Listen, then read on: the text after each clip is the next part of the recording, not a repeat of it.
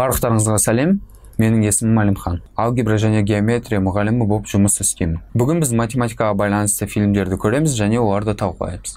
Бірінші фильмге көшейік. Бен, вы участвуете в телеигре, и вам дана возможность выбрать одну дверь из трех. Ясно?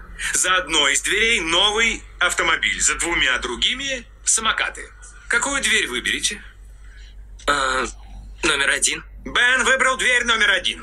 Теперь ведущий, которому известно, что находится за каждой из этих дверей, решает открыть другую дверь, например, дверь номер 3. И мы видим там самокат. Дальше. Бен. Ведущий спрашивает. Бен, ваш выбор остается за дверью номер 1? Итак, стоит ли вам изменить свой выбор? Да. Ого! Но ведь ему известно, где машина. Так откуда вы знаете, что он не пытается вас запутать таким психологическим ходом?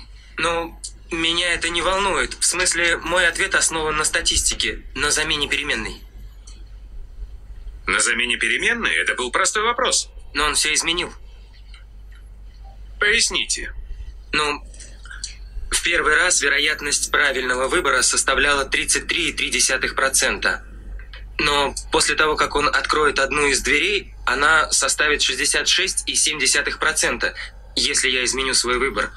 Поэтому я выберу дверь номер 2 и поблагодарю за лишние проценты. Шынымен де, үш жабық есіктегі ықтималдық 33% құрайды. Яғни автомобильдің бір есіктің артында болу ықтималдығы 33% болады. Ал қалған екі есіктің артында болу мүмкіндігі ол 66% құрайды. Басқа есікті ашқан кезде мүмкіндіктердің қатынасы 33 және 66% құрайды, болып қалады. Сондықтан ықтималдық теориясының тұрғысынан таңдауды өзгерту ол әлде қайдам тиімдірек болады. Келесі фильмге көшейік. Видите? Ага. 10 лет назад доход до уплаты налогов и до амортизации 14 миллионов 495 тысяч 719 долларов. 9 лет назад. Доход до уплаты налогов и до амортизации. Выручка растет, прибыль падает. Почему? Больших расходов пока по вложениям нет, никаких скачков по расценкам сырья и по зарплатам.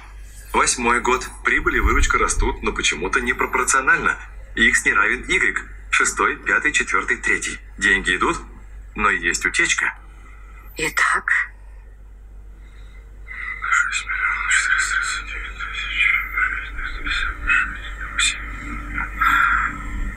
439 61 миллион 679 тысяч. Ұмытпасам, бұл фильмде ең басты кейіпкердің аутизм спектрінде психикалық ширығу болған.